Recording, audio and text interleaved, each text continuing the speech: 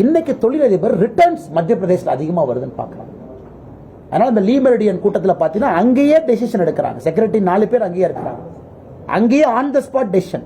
Land பிரச்சனை solved, உங்களுக்கு electricity பிரச்சனை சால்வ்டு. மத்திய பிரதேசத்தில் இருக்கிற தமிழக ஐஏஎஸ் அதிகாரி நோடல் ஆஃபீஸர், சிஎம்மோட தமிழகத்திலிருந்து மத்திய பிரதேசத்தில் பணிபுரிகிற அதிகாரிகள் வர்றாங்க. 4 பேர் கூட நிற்கிறாங்க.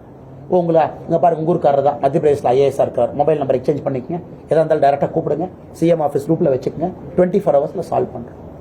தமிழ்நாட்டில் ஏன் அது நடக்க மாட்டேதுன்னு தான் நான் கேட்குறேன்.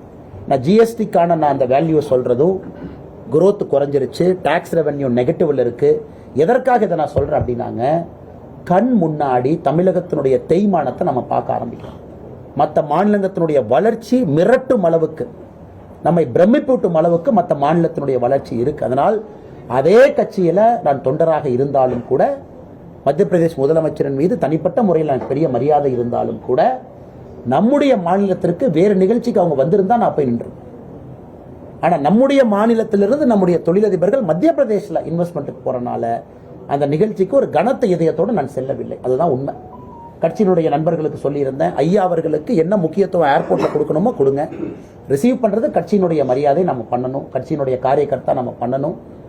நாளைக்கு தமிழகத்தில் இருந்து மற்ற மாநிலத்திற்கு நம்முடைய தொழிலதிபர்கள் போகாத அளவுக்கு நம்முடைய செயல்பாடு இருக்கணுங்கன்னா, முதலமைச்சரை பார்க்கவே முடியாது. முதலமைச்சரை பார்க்கறதுக்கு முன்னாடி ஆடிட்டரை பாரு, ஆடிட்டரை பார்த்தோன்னே மருமகனை பாரு, மருமகனை பார்த்தோன்னே இன்னும் 4 பேர்த்த பாருன்னு சென்னையில் ஈசிஆர் ரோட்டில் ஒரு கெஸ்ட் ஹவுஸாக கொங்கு பகுதியோ சென்னை பகுதியோ தமிழகத்தினுடைய மற்ற பகுதி தொழிலதிபர்களோ ஒரு ஃபைலை வச்சுட்டு ஈசிஆரில் கெஸ்ட் ஹவுஸ் சுற்றிட்டு இருந்தாங்கன்னா எப்படி அவர்களுக்கு இங்கே வேலை நடக்கும்?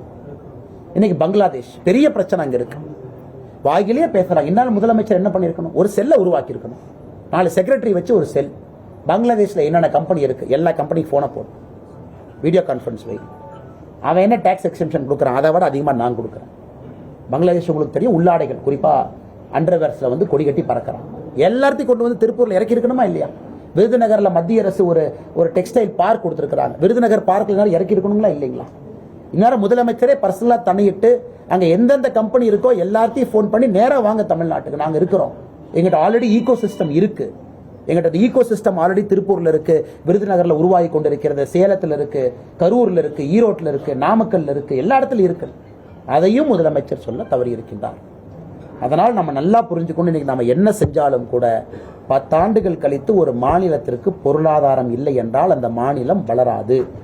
இன்னைக்கு முதலமைச்சருடைய கவனம் வேற எங்கேயோ போயிட்டு இருக்கு. மாநிலத்தினுடைய பொருளாதாரத்தை பெருக்குவதில் முதலமைச்சருடைய கவனம் இல்லை என்பது எங்களுடைய குற்றச்சாட்டு மட்டுமில்ல. செய்திகளை உடனுக்குடனும் துல்லியமாகவும் தெரிந்து கொள்ள சப்ஸ்கிரைப் பண்ணுங்க.